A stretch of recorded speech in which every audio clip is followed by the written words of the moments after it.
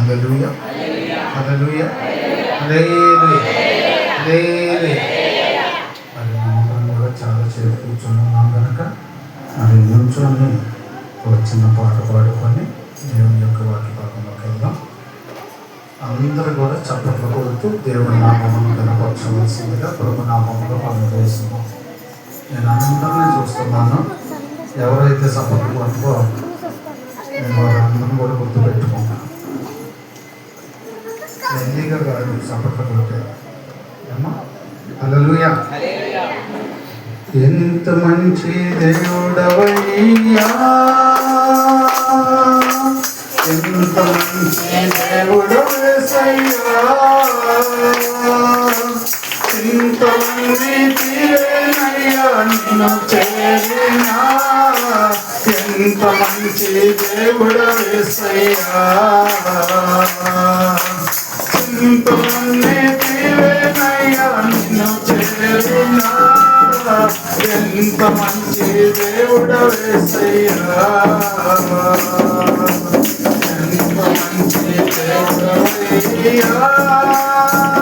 యేసయ్యా.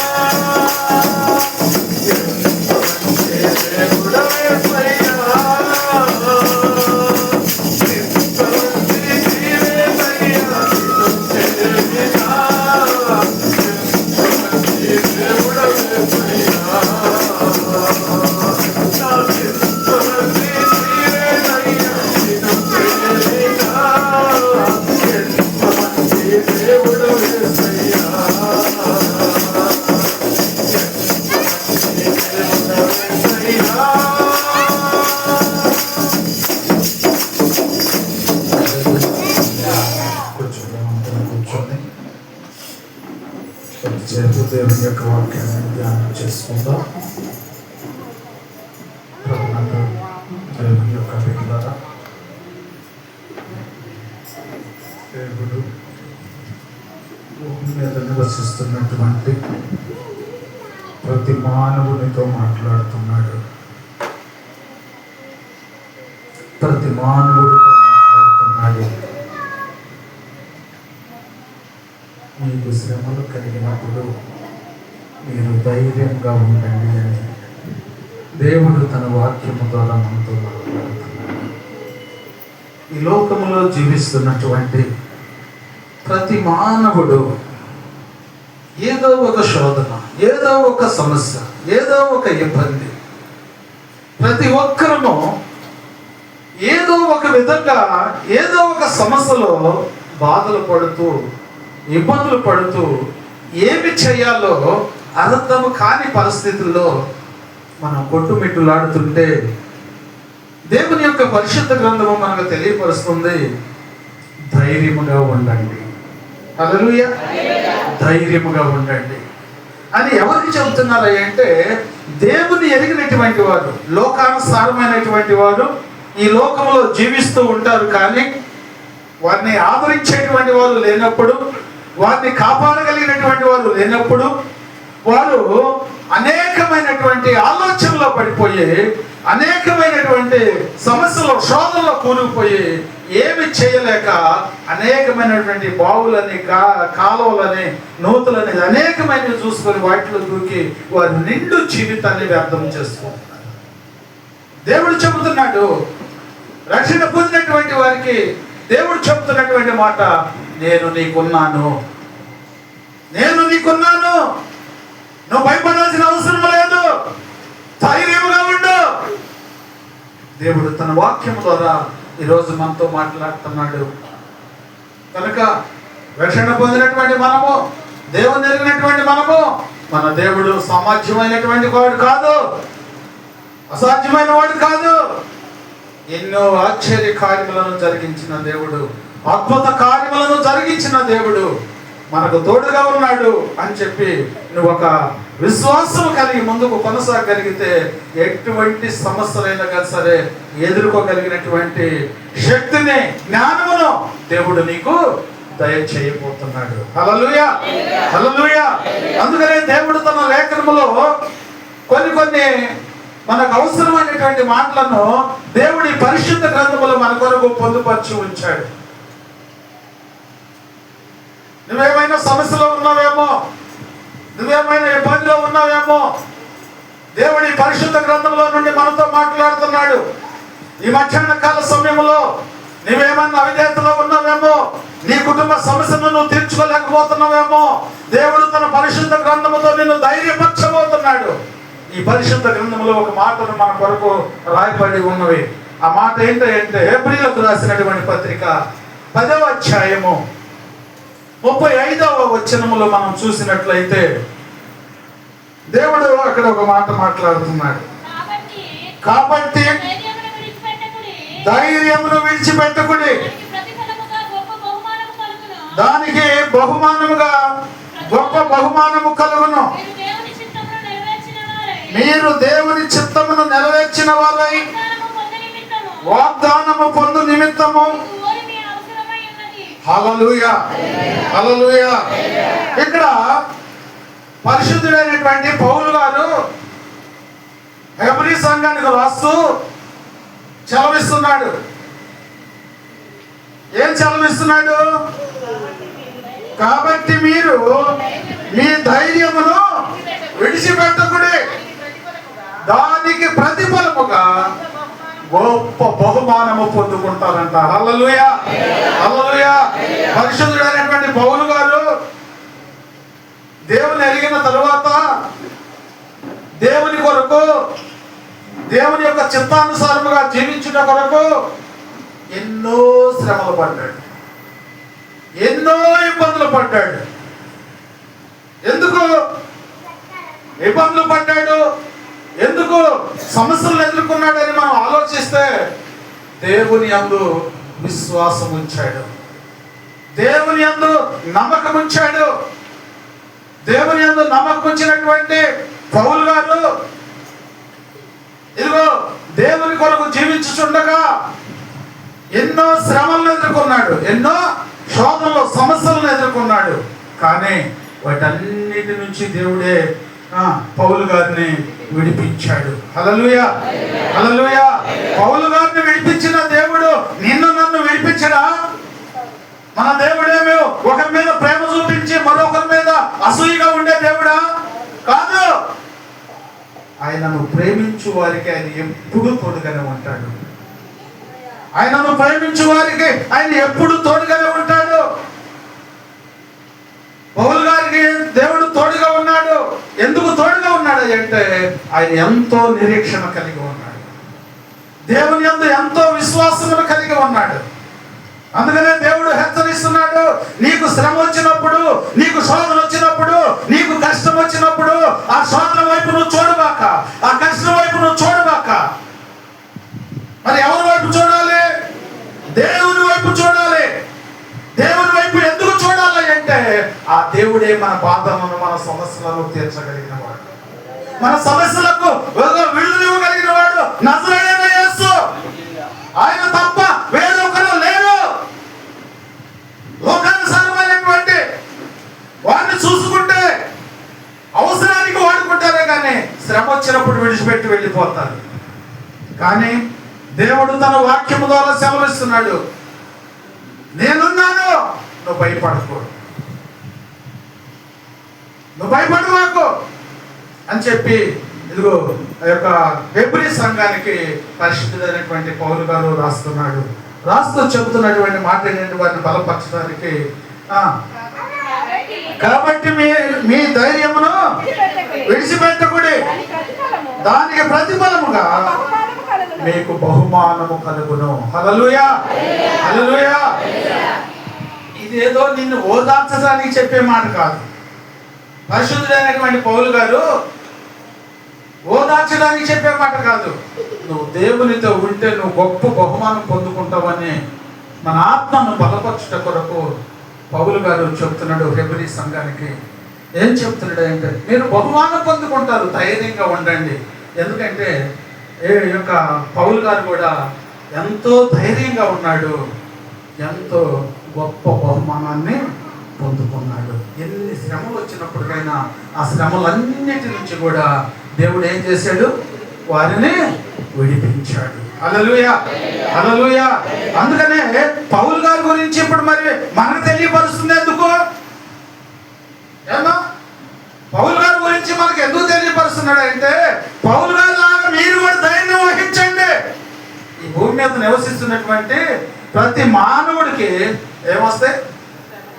శ్రమలు వస్తాయి, సమస్యలు వస్తాయి. కానీ నువ్వు ఆ శ్రమల వైపు చూడబాక. అమ్మో నాకు ఈ శ్రమ వచ్చింది, ఈ సమస్య వచ్చింది, ఇది నన్ను విడిచిపెట్టిద్దో లేదో, ఇది నాకు పోతో లేదని నువ్వు ఆలోచించావనుకో అది ఇంకా కొద్దిగా ఎక్కువైంది. అందుకని అది ఎక్కువ అవ్వకుండా ఉండాలంటే మనం ఏం చేయాలి? మన ప్రభువుకు మనము మొదలు పెట్టుకునేటువంటి వారమై ఉండాలి. హల్లెలూయా, హల్లెలూయా. దేవుని యొక్క వాక్యం మనకు సెలవిస్తుంది కదా, అడుగుడి మీకు ఇవ్వబడును, తట్టుడి మీకు తీయబడును, అడుగు ప్రతి వారు పొందుకుంటారు. హల్లెలూయా, హల్లెలూయా. అందుకనే అన్ని విషయాల్లో ఏమో దేవుని కోసం ఎంతో నలగొట్టబడినటువంటి పౌలు గారు చెబుతున్నటువంటి మాట ఏంటంటే నేను దేవుని యందు పోలి నడుచుకున్నాను, మీరు నన్ను పోలి నడుచుకోనండి. హల్లెలూయా, హల్లెలూయా. ఎంత విశ్వాసాన్ని కనపరిచి ఎంత ధైర్యంగా ఉంటే మరి ఆ మాట చెప్పగలుగుతాం? ఏమో నేను దేవుని పోలి నడుచుకున్నాను కనుక మీరు నన్ను పోలి నడుచుకోనండి. హల్లెలూయా. ఎందుకు నడుచుకోమంటున్నాడు? ఎందుకు భయపడదు అంటున్నాడు? ఎన్ని విషయాలు, ఎన్ని సమస్యల నుంచో, ఎన్ని కష్టాల నుంచో దేవాది దేవుడు నన్ను విడిపించాడు కనుక ఆ మేలేదో నేను పొందుకున్నాను కనుక ఇదిగో మీరు కూడా ఆ మేలు పొందుకుంటారని ఇదిగో మీతో తెలియపరుస్తున్నాను. ఈ లోకానుసారముగా ఏ సహాయం లేకపోతే వారు ఇదిగో అన్ని సమస్యలకు గురైపోతారు, వాళ్ళు విడుదల పొందుకోలేరు. కానీ మనము ఒక నిరీక్షణ కలిగి ఉండాలి. ఒక విశ్వాసం కలిగి ఉండాలి. ఏంటి ఆ నిరీక్షణ, ఏంటి ఆ విశ్వాసం అంటే, ఏ సమస్య నుంచైనా నా దేవుడు నన్ను విడిపించగలడు. హల్లెలూయా. ఇంటి నిరీక్షణ కలిగిన వారిని దేవుడు ఎన్నడూ విడిచిపెట్టాడు. దేవుడు ఎన్నడూ విడిచిపెట్టాడు. చాలా మంది ఏం చేస్తారు అంటే, కొద్ది సమస్య రాగానే, కొద్ది ఇబ్బంది రాగానే, కుటుంబ సమస్యలు రాగానే అదిగో ఎంతో ఇబ్బంది భ్రమప్రాంతులు అయిపోతారు. ఎంతెంతో ఆలోచనలు చేసేసి ఇదిగో వెళ్ళిపోతారు. ఇక ఎవరికి వెళ్ళిపోతారు ఏదో అంటారు కదా దాన్ని, హల్లెలూయా,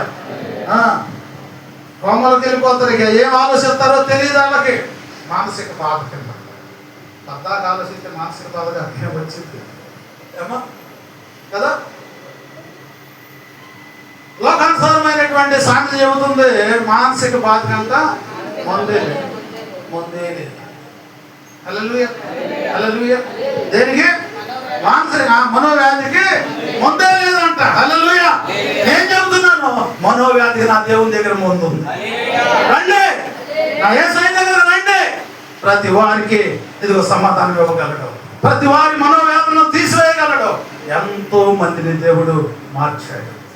మానసిక వ్యాధుల నుంచి, తీవ్రమైనటువంటి సమస్యల నుంచి దేవుడు మనల్ని ఎన్నో అవసరతల నుంచి మమ్మల్ని తీర్చి సంతోషకరమైనటువంటి జీవితాన్ని దేవుడు మనకిచ్చాడు. అందుకనే దేవుడు సెలవిస్తున్నాడు. ఇదిగో ఆ యొక్క పౌలు గారు సెలవిస్తున్నాడు, మీరు ఏ విషయంలో కూడా భయపడబాకండి, మీరు గొప్ప బహుమానాన్ని పొందుకుంటారు. హల్లెలూయా, హల్లెలూయా. ఈ బహుమానాన్ని పొందుకోవాలి. ఏ బహుమానమో? గొప్ప బహుమానం అంటే ఈ లోకంలో ఏమో ఉన్నవాయి కాదు. ఈ లోకంలో ఉన్న వాటికంటే కూడా గొప్పది ఏంటి? పరలోక రాజ్యం. హల్లెలూయా. ఆ గొప్ప బహుమానాన్ని నువ్వు పొందుకోగలుగుతావు. అందుకని నువ్వు ఆ బహుమానాన్ని పొందుకోవాలంటే నీకేమో అవసరమై ఉన్నది? ఏమో ఏదన్నా సమస్య వచ్చింది, లేకపోతే ఎవరన్నా గొడవ పెట్టుకున్నారు, ఏదో ఇబ్బందికరంగా మాట్లాడుతూ ఉన్నారు, అప్పుడు నీకేం అవసరమై ఉంది? దేవుడిని ఎరిగిన నీకు ఏమో ఓర్మి అవసరమై ఉన్నది. ఓర్మి అవసరమై ఉన్నది. అందుకనే దేవుడు సెలవిస్తున్నాడు, ఓర్చుకుంటేనంట కోడిగుడ్డు సట్టిడంట. హల్లెలూయా, హల్లెలూయా. ఓర్చుకోవాలి, అన్ని విషయాల్లో ఓర్చుకోవాలి. దేవుడు ఓర్చుకోలేదా? దేవుడే ఓర్చుకున్నాడు. నీ కోసం, నా కోసం, మనందరి కోసం. మరి మనందరి కోసం దేవుడే ఓర్చుకుంటే, మరి మన కోసం మనం ఓర్చుకోలేకపోతే ఇంకా దేవుని విధానంలో మనం ఏం ఎదగలుగుతాం? దేవుని యొక్క చిత్తములో మనం ఏం బలపడగలుగుతాం? దేవుడు తన వాక్యము ద్వారా మనతో మాట్లాడుతున్నాడు. ఓర్పు అవసరమై ఉన్నది నీకు. ఓర్పు లేకపోతే నువ్వు బహుమానాన్ని పొందుకోవాలి. తొందరపాటు ఉంటాడు చూడు, ఏమైనా బహుమానం పొందుకోగలుగుతాడా? ఏం పొందుకోలేడు. ఓర్చుకునేవాడు చాలా ధన్యుడు. హల్లెలూయా, హల్లెలూయా. అందుకనే మనం ఏం చెబుతున్నాడు? ఓర్పు కలిగి ఉండాలంట. యాకోబు రాసినటువంటి పత్రిక 5వ అధ్యాయము 10వ వచనంలో 10-11 వచనాలు మనం ధ్యానం చేసుకున్నట్లయితే, నా సహోదరులారా, ప్రభు నామమున బోధించిన ప్రవక్తలను శ్రమానుభవమునకును ఓపికకును మాదిరిగా పెట్టుకొనుము. సహించిన వారిని హల్లెలూయా, హల్లెలూయా, హల్లెలూయా. సహించిన వారిని ఏమనుకుంటున్నారు? ధన్యులు అనుకుంటున్నాము కదా. హల్లెలూయా. సహించిన వారిని, సహించిన వారు ఎవరంట? ధన్యులంట. హల్లెలూయా. ఇప్పుడు మీరు సహిస్తున్నారా? మరి సహింపు లేకుండా ఉన్నారా? సహించుకుంటే మీరు ధన్యులు అవుతారు, సహించుకోకపోతే దరిద్రులు అవుతారు. ఇప్పుడు మనం ఏం కలిగి ఉండాలి? సహనము కలిగి ఉండాలి, ఓర్పు కలిగి ఉండాలి. అందుకనే ఏబు గారిని ఇక్కడ మనకు దేవుడు తెలియపరుస్తున్నాడు. ఏమంటున్నాడమ్మా? ఏబు యొక్క సహనము గూర్చి వింటిరి. ఆయన ఎంతో జాలియు కనికరమును కలవాడని హల్లెలూయా, హల్లెలూయా. మనం ఎన్నోసార్లు చదివి ఉంటాం కదా, ఏబు గురించి మనం ఎన్నోసార్లు ధ్యానం చేసి ఉంటాం. ఏబు గురించి మనం ఎన్నోసార్లు ఆలోచన చేసి ఉంటాం. ఏం ఆలోచన చేసాం? ఏమా, ఏబు ఎంతో సహనము కలిగిన వాడు, ఎంతో ఓర్పు కలిగిన వాడు. ఆయనంత ఓర్చుకున్నటువంటి వాడు ఇంకెవ్వరూ లేరు. హల్లెలూయా, హల్లెలూయా. దేవుడు తన మహాకృపను బట్టి మాట్లాడుతున్నాడు. ఏబు దేవుని నమ్ముకున్నందుకు, ఏబు దేవుని వైపు దృష్టి పెట్టినందుకు ఏబును దేవుడు ఎంతో ఆశీర్వదించాడు, ఎంతో ఆశీర్వదించాడు. ఇంత అంతా కాదు, ఎంత అంటే ఆ యొక్క దేశం అంతటి మీద కూడా ఆస్తి పరులు ఎవరయ్యంటే ఏబు గారే. హల్లెలూయా, హల్లెలూయా. అందరూ ఆశీర్వాదం కావాలి, ఆశీర్వాదం కావాలంటారు, కానీ ఆశీర్వదించబడలేకపోతున్నారు. ఎందుకని ఆశీర్వదించలేకపోతున్నారు? దేవుని వైపు చూడలేకపోతున్నారు, దేవుని యొక్క చిత్తమును కనుగొనలేకపోతున్నారు, దేవుని యొక్క ప్రణాళిక ప్రకారం జీవించలేకపోతున్నారు. అందుకనే దరిద్రులైపోతున్నారు. ధనవంతులు కావాల్సినటువంటి వారు దరిద్రులైపోతున్నారు. కారణం ఏంటంటే దేవుని వైపు చూడాల్సినటువంటి నీవు నేను మనం ఏం చేస్తున్నామంటే లోకానుసారమైనటువంటి వాటి వైపు చూసి దరిద్రతను తెచ్చుకుంటున్నాం.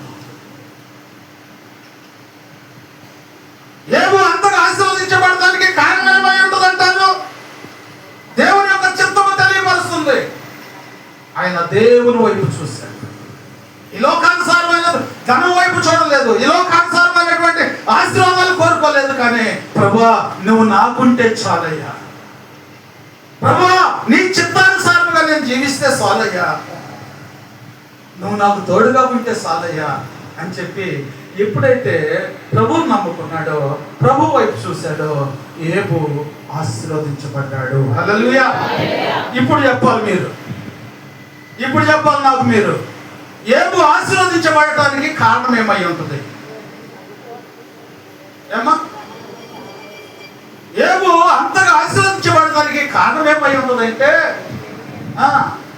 చెప్తారు, ఇవన్నీ చెప్తారు.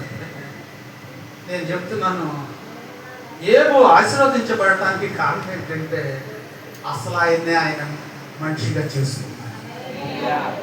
ఆ యేసయ్యనే ఆయన హృదయంలో భద్రపరుచుకున్నాడు. ఈరోజు దేవుడు నీకు సెలవిస్తున్నాడు, ఆ యేసయ్యను కానీ నీ హృదయంలో భద్రపరచుకోగలిగితే నీలో ఉన్న దరిద్రం తెలియపోతుంది, నీలో ఉన్న అవిధేయత తెలియపోతుంది, నీలో ఉన్న బలహీనత తెలియపోతుంది. నీ కుటుంబంలో ఉన్న సమస్యలన్నీ కూడా నా యేసయ్య తీసేయగలను. ఆ యేసయ్యను నీ ఇంట్లోకి చేర్చుకో, ఆ యేసయ్యను నీ హృదయంలోకి చేర్చుకో. ఆయనకి ఎప్పుడు నీ హృదయంలో స్తుతులు తెలియపరచు, స్తుతులు తెలియపరచు, స్తుతులు తెలియపరచు, స్తుతులు తెలియపరచు.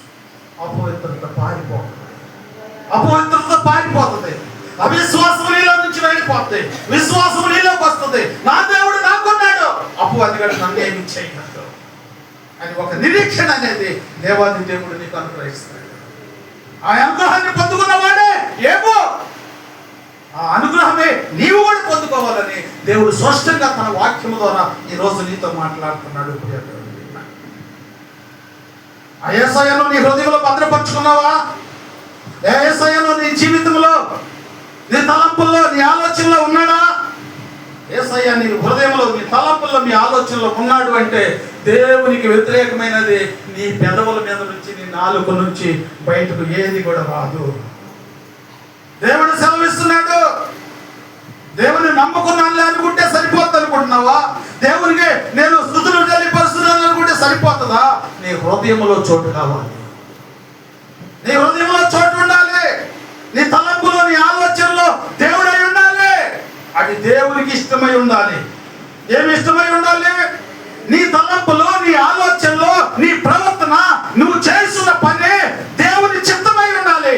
అప్పుడు నువ్వు దీవించబడతావు, అప్పుడు నువ్వు ఆశీర్వదించబడతావు. ఏది ఉన్నా లేకపోయినా నా దేవుడు ఉంటే చాలు అని ఒక నిరీక్షణలోకి నువ్వు వస్తే నీ జీవితాన్ని ధన్యకరంగా మార్చేయగలడు. హల్లెలూయా. ఉంటే ఒకలాగా, లేకపోతే ఇంకొకలాగా ఉంటారు మానవులు. ఇప్పుడు లోకానుసారమైనటువంటి మానవుల యొక్క జీవితం ఎలా కొన్నదంటే దేవుని సన్నిధికి రాగానే, ప్రార్థన చేయగానే సంపూర్ణమైనటువంటి స్వస్థత రావాలి, హల్లెలూయా. ఎలాగుంది ఇప్పుడు లోకానుసారమైనటువంటి నాడు? ఎలాగుందంటే దేవుని సన్నిధిలో అడుగు పెట్టగానే, దేవుని దాసుడు ప్రార్థన చేయగానే వెంటనే విడుదల పొందుకోవాలి. అప్పుడు నా దేవుడు ఎంతో గొప్పవాడు, నా దేవుడు ఎంతో గొప్పవాడు, నా పట్ల ఎంత కార్యం చేసాడు అనుకుంటున్నా. హల్లెలూయా. నా పట్ల ఎంత గొప్ప కార్యం జరిగించాడు అనుకుంటున్నా. నా జీవితంలో నేను యేసయ్యను మర్చిపోలేదు. హల్లెలూయా. తెల్లారినాకే చర్చికి రాలే. కానీ ఏమా ఏంది చర్చికి ఎందుకు రాలేదు అని మనం అడిగామనుకో, వాళ్ళు అంటారు ఇక పిల్లల క్యారేజీ కట్టాలని, భర్త పనికి వెళ్తున్నాడని, అవన్నీ సరి చేసేటప్పుడు నాకు ఆ టైం అవుతుందయ్యా, అందుకని నేను రాలేకపోతున్నాను. ఈ సాకులు చెప్తాను నా యేసయ్య దగ్గరికి వచ్చింది నువ్వు ఏమ్మా. హల్లెలూయా. ఏమో అలాంటి సాకులు చెప్పలేదు, అలాంటి ఆలోచనలు మాట్లాడలేదు.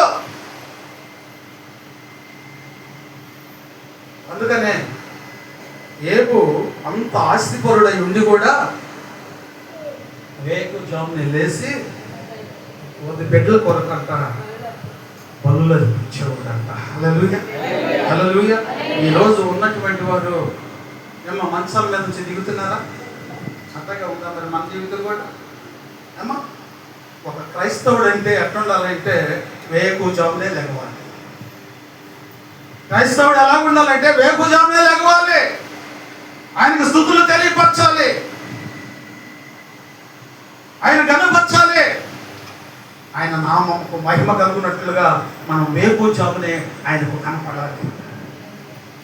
మనం ఆయన కనపడ్డప్పుడు ఆయన దీవెన ఉదయకాలం అంతా కూడా మనతో ఉంటుంది, మన చుట్టూ తిరుగుతూ ఉంటుంది, మనల్ని ఎంతగానో బలపరుస్తూ ఉంది.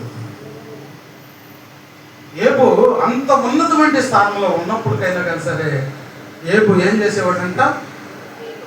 ఉదయకాలంలోనే లేచి తన బిడ్డల కొరకు ఏదైనా పాపం చేశారామోనని చెప్పి బలులు అర్పించేవాడంట. హల్లెలూయా. హల్లెలూయా. అందుకనే ఏబు అంత ఉన్నప్పటికైనా కానీ సరే అంత విశ్వాసం కలిగి ఉండబట్టే ఏబు కుటుంబము దీవించబడింది, ఏబు కుటుంబము ఆశీర్వదింపబడింది.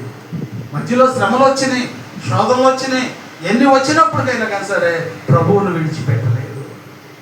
నా జీవితంలో కూడా మనం చేయాల్సింది ఏంటంటే ఇదిగో ఈ లోకానుసారముగా అనేకమైనటువంటి శ్రమలు వస్తాయి, అనేకమైనటువంటి శోధనలు వస్తాయి, అనేకమైనటువంటి కష్టాలు వస్తాయి.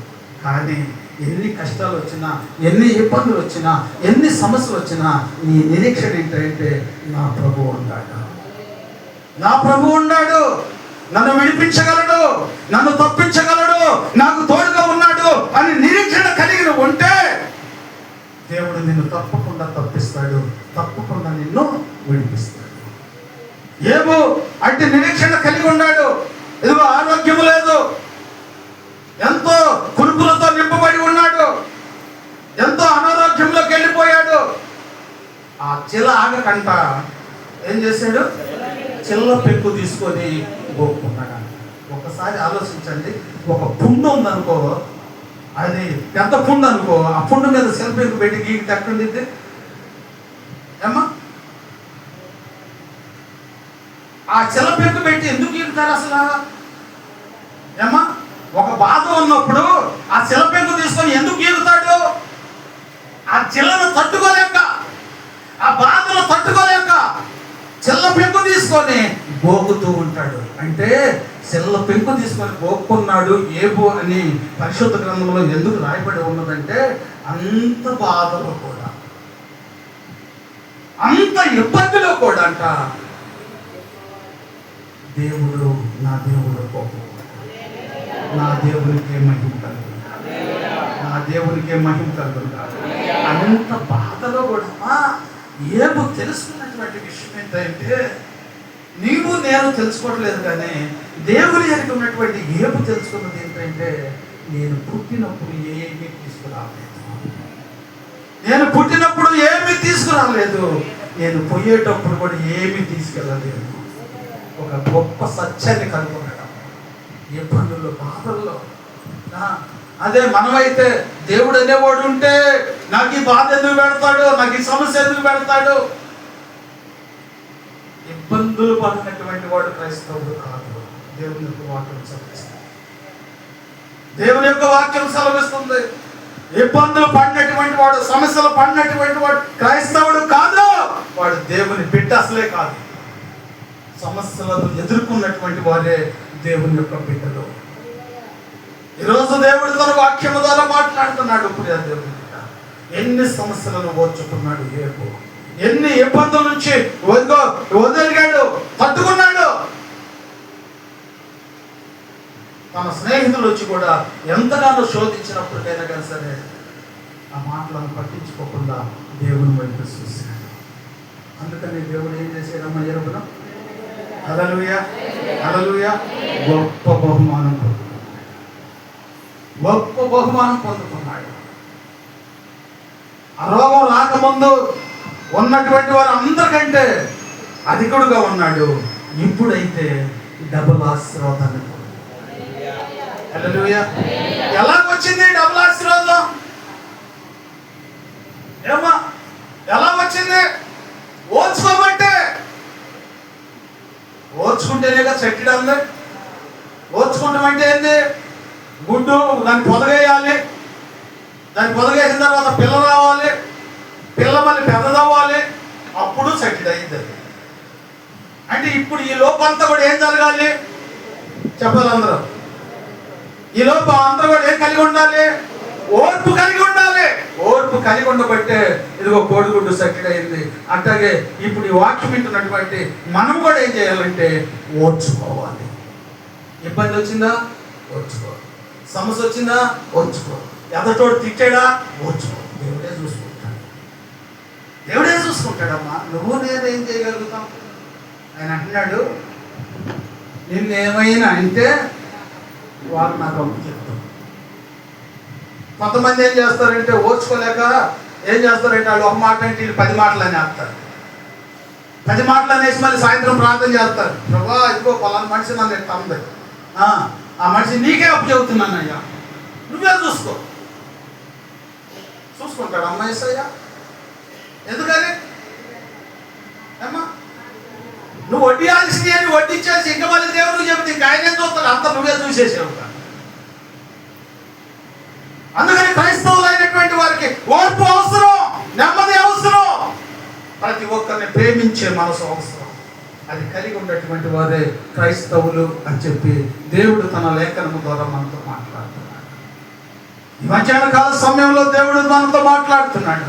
యేబు అన్ని శ్రమల్లో ఉండి కూడా ఇదిగో నా దేవుడు ఎంతో గొప్పవాడు. హల్లెలూయా, హల్లెలూయా.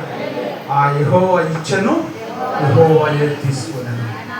ఆయన నామమునకి మహిమ కలుగును గాక. ఎంతమంది అంటాం మనం? బైబిల్ మాట శబ్దాన్ని చక్కగా చదివాడు, పాఠం చదివినట్టు చదివాడు. అదే నిజ జీవితంలో ఎదురైతే ఏమా? హల్లెలూయా, హల్లెలూయా. ఓర్పు. ఓర్చుకో. సమస్య వచ్చిందా? ఓర్చుకో. శోధన వచ్చిందా? ఓర్చుకో. ప్రభుకు మొదలుపెట్టు, ప్రభుకు చెప్పు. వింటాడు. మన దేవుడు ఎలాంటి దేవుడు? మన ప్రార్థన ఆలకించే దేవుడు. హల్లెలూయా, హల్లెలూయా. అందుకనే రోమీయులకు రాసినటువంటి పత్రిక 5వ అధ్యాయము 4వ వచనం.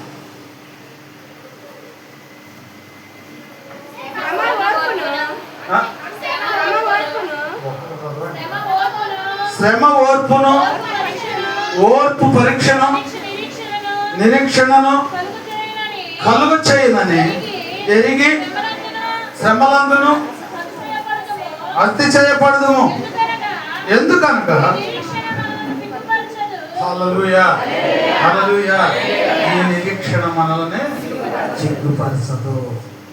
ఏ నిరీక్షణ? దేవుని కోసం నిరీక్షణ కలిగి ఉండు. దేవుని కొరకు వేసి ఉండు. ఎదుటి వారు నిన్ను అవమానపరచవచ్చు, ఎదుటి వారు నిన్ను దూషించవచ్చు, ఎదుటి వారు నిన్ను అనేక రకాలుగా అనవచ్చు, కానీ నువ్వు సిగ్గుపడవు, సిగ్గునుండవు. హల్లెలూయా. నోవాహు కాలంలో దేవుడు నోవాహుతో చెప్పాడు, నోవాహు నీ కోసం ఒక ఓడను సిద్ధపరచుకోమన్నాడు. నీ కోసం ఒక ఓడను సిద్ధపరచుకోమన్నప్పుడు నోవాహు ఓడను సిద్ధపరచుకుంటూ దేవుని యొక్క సువార్తను ప్రకటించాడంట. ఎన్ని సంవత్సరాలమ్మా? 120 సంవత్సరాలు దేవుని యొక్క సువార్తను ప్రకటిస్తే వారందరూ కూడా నోవాహుని ఏం చేశాడు? హేళన చేశారు. నోవాహు తాతకు మైండ్ లేదు, ముసలుడు అయ్యాడు కదా అని ఎంతో అవమానపరిచాడు, ఎంతో హేళన చేశారు. ఎంత హేళన చేసినా నోవాహు ఇదిగో చిన్నతనంగా చూడలేదు, అవమానంగా భావించలేదు. కానీ ఆత్మల భారం కలిగి ఎంతో ప్రయాసతో ఇదిగో సువార్తను ప్రకటించాడు. ఆ సువార్తను ప్రకటించినప్పుడు వారు వినలేదు. వినప్పుడు వినకపోతే ఎవరికి నష్టం? చెప్పిన వాళ్ళకి నష్టమా? విన్న వాళ్ళకి నష్టమా? విన్న వాళ్ళకే నష్టం. మరి అది గ్రహిస్తున్నామా మనం? ఎందుకు చెబుతున్నాడు దైవదాసుడు జాగ్రత్త పడండి, ఓర్చుకోమని ఎందుకు చెబుతున్నాడని ఆలోచించే మనసు మీకు ఉంటుందా? ఆనాడు నోవాహు చెబితే ఓర్చుకోలేదు. ఓర్చుకోపోయేపాటికే ఆ కాలం రానే వచ్చింది ఏమా, ఆ వర్షం కురవనే కురిసింది, అన్ని మునిగిపోయి. హల్లెలూయా, హల్లెలూయా, హల్లెలూయా. అప్పుడు చెబుతున్నారు, నోవాహు అయ్యా నీ బాబాయ్ రా, నీ తాతను రా, తలుపు తీరా, లోపలికి వస్తాను. అయ్యా చచ్చిపోతున్నావురా, ఏం ఆధారం లేదురా. ఇప్పుడు ఎవరు అవమానం పడుతున్నారు? చెప్పిన మాట వినటువంటి వాడు ఆపదలో కూరుకుపోయారు. ఆదరించేవాడు లేడు, తప్పించేవాడు లేడు. అయ్యో అయ్యో అయ్యో అని ఆలోచిస్తున్నప్పటికీ వాడిని పట్టించుకునేవాడు లేడు. ఎందుకు లేడంటే యేసయ్య నీకు సమీపముగా ఉన్నప్పుడు ఆయనను వేడుకొనలేకపోయావు, ఆయన ఆరాధించలేకపోయావు, ఆయనకు మొర పెట్టలేకపోయావు. నేను నీకు ఉన్నాను అంటే ఆ మాటను పేడచోవన పెట్టావు. అందుకనే దేవుడు చెప్తున్నాడు, వాళ్ళు వినకపోయారు, నువ్వన్న ఈయన. వాళ్ళు నశించిపోయారు, నువ్వన్న బాగుపడు. దేవుడు తన లేఖనము ద్వారా ఆనాడు నోవాహుతో చెప్పిన మాట ఈనాడు కూడా నీకు నాకు మనకు ఎందుకు చెబుతున్నాడు అంటే నువ్వన్నా పండుకుంటావని, నువ్వన్నా వాళ్ళలోకి వస్తావని, నీ జీవితం అన్నా బాగుపడిందని, నువ్వు ధన్యుడు అవ్వాలని దేవుడు కోరుకుంటుంటే దరిద్రతలో చూస్తున్నావు నువ్వు. ఆలోచించు తల్లి. దేవుని యొక్క వాక్యాన్ని పెడచెవిని పెట్టబాక. దేవుని యొక్క చిత్తమును కనుగొనేటువంటి వారమై ఉండాలి. దేవుడు కనికరించాలంటే దేవుని యొక్క చిత్తము, దేవుని యొక్క ప్రణాళిక మన పట్ల ఏమై ఉన్నదంటే మనల్ని ఒక ఉన్నతమైన స్థానంలో ఉంచాలని దేవుడు కోరుకుంటున్నాడు.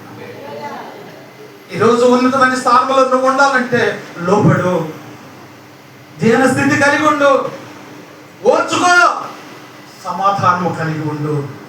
దేవుడు తప్పకుండా గొప్ప బహుమానాన్ని నీకు దయచేయబోతున్నాడు. దేవుడు తప్పకుండా నీకు గొప్ప బహుమానాన్ని దయచేయబోతున్నాడు. మొట్టమొదటిగా మనకి ఏం చెప్పాడు దేవుడు? ధైర్యంగా ఉండమన్నాడు, ధైర్యాన్ని విడిచిపెట్టొద్దు అన్నాడు. ఏ సమస్య వచ్చినప్పటికైనా ధైర్యాన్ని విడిచిపెట్టొద్దు అన్నాడు. రెండోది ఏం చెప్పాడు? ఓర్పు కలిగి ఉండమన్నాడు, ఓర్పు కలిగి ఉండాలన్నాడు. ఎంత ఇబ్బంది వచ్చినా, ఎంత సమస్య వచ్చినా నువ్వే కలిగి ఉండాలంటే ఓర్పు కలిగి ఉండాలి. ఓర్పు కలిగి ఉన్నటువంటి నువ్వు ఏమి చేయాలంటే కుంగిపోకూడదు, కుంగిపోకూడదు. నువ్వు కుంగిపోకుండా ఉండాలి అంటే సామెతల గ్రంథము 24వ అధ్యాయము 10వ వచనములో దేవుడు మనతో మాట్లాడుతున్నాడు.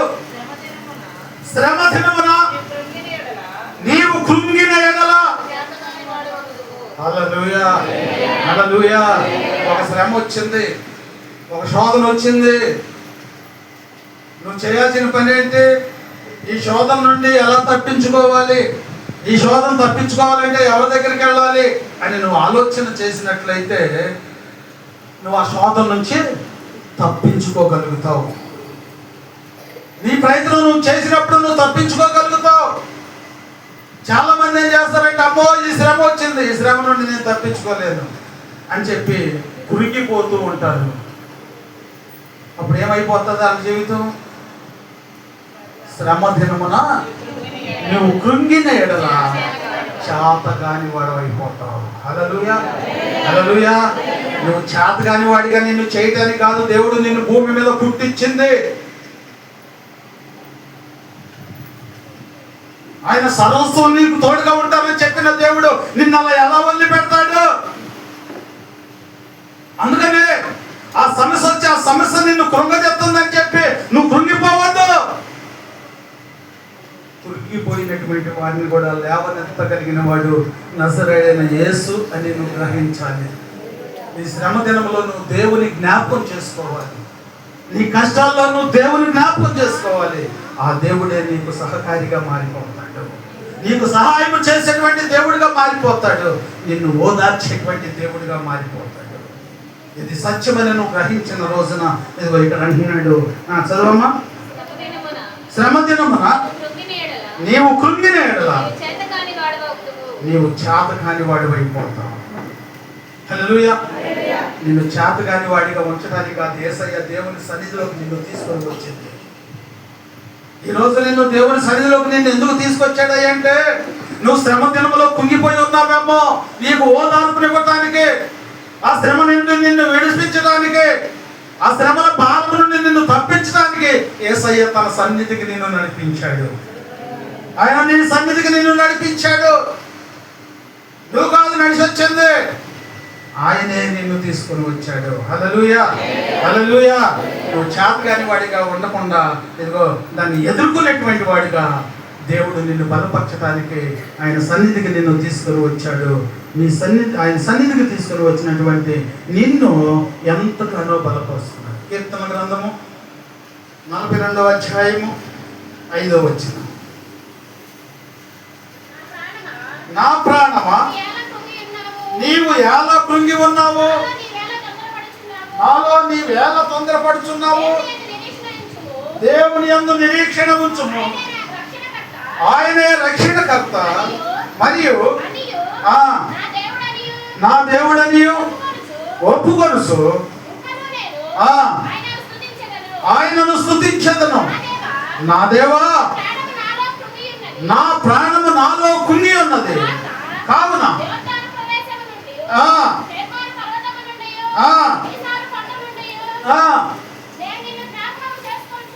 హల్లెలూయా, హల్లెలూయా. దావీదు మహాశయుడు సౌలు గారు వీడి తీసుకొని జన సమూహాన్ని తీసుకొని ఇదిగో వెంటాడుతున్నప్పుడు దేవునికి ప్రార్థన చేస్తున్నాడు. తన ప్రాణంతో చెబుతున్నాడు, నా ప్రాణమా నీవేళ నాలో కృంగి ఉన్నావు. హల్లెలూయా, హల్లెలూయా. ఎన్ని ఇబ్బందుల్లో, ఎన్ని సమస్యల్లో దేవుడు దావీదును తప్పించాడు అంటే ఏమ్మా, హల్లెలూయా. ఎందుకంటే ఒక నిరీక్షణ కలిగి ఉన్నాడు. ఏంటంటే నా దేవుడు నన్ను తప్పించాడు. ఎందుకు కుంగుతావు? ఎందుకు సమస్యల గురించి ఆలోచిస్తావు? ఎందుకు నువ్వు ఇదిగో దేవునికి వ్యతిరేకమైనవి చేస్తావు? దేవుని వైపు చూడు, దేవుడు తప్పకుండా నీ పట్ల కార్యములు చదివిస్తాడు. పోరాడు. అపవాదిగాడు దేవుడు ఇదిగో ఆఖరి వరకు కూడా పోరాడలేదా? పోరాడబట్టాగా దేవుడికి జయమిచ్చింది.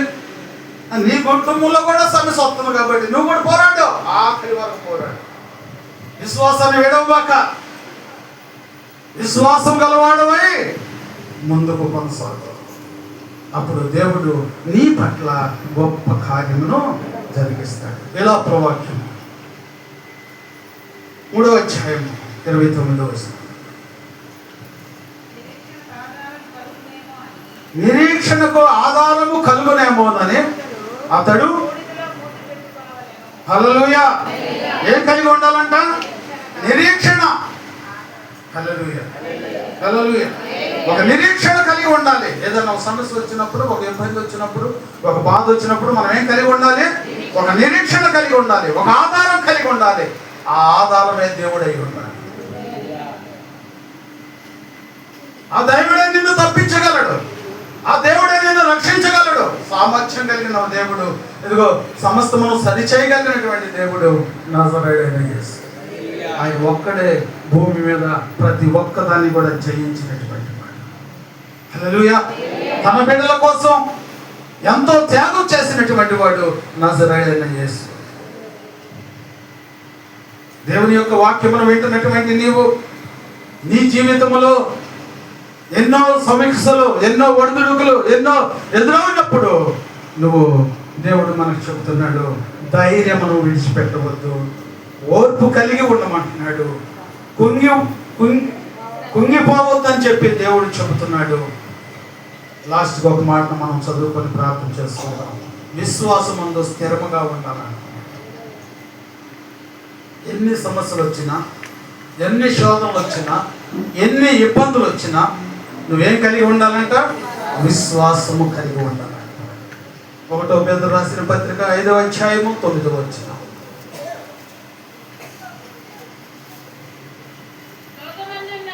లోకమందున్న సహోదరుల యందు ఈ విధమైనటువంటి శ్రమలే నెరవేర్చబడుచున్నవని వారిని ఎదిరించుడి, నిత్య మహిమకు క్రీస్తునందు మిమ్ములను పిలిచిన సర్వకృపాదియగు దేవుడు కొంచెము కాలము మీరు శ్రమపడిన పిమ్మట తానే మిమ్ములను పూర్ణులుగా చేసి స్థిరపరచి బలపరచును. హల్లెలూయా, హల్లెలూయా. విశ్వాసము గలవారై ఉంటే దేవుడు ఏం చేస్తాడంట? స్థిరపరుస్తాడంట, బలపరుస్తాడంట, తోడుగా ఉంటాడంట. ఇప్పుడు వాక్యం ఉన్నటువంటి మనందరం కూడా దేవుడు అట్టి గొప్ప ధన్యతను దయచేయునుగాక, అట్టి గొప్ప ఆదరణను దేవుడు మనకు దయచేయునుగాక. ఆయన యందు విశ్వాసముతో మనం ముందుకు కొనసాగుదుము గాక, ఆయన యందు ధైర్యముగా మనం ఉందుము గాక, ఆయన యందు ఓర్పు కలిగి మనం ఉందుము గాక, కృంగిపోకుండా ధైర్యముగా ఉందుము గాక, విశ్వాసము గలవారమై జీవింతుము గాక. దేవుడి కొద్ది మాటలను ప్రభు మన వెనుకలో దీవించి ఆస్వాదించి మహిమ పొందుము గాక. ఆమేన్.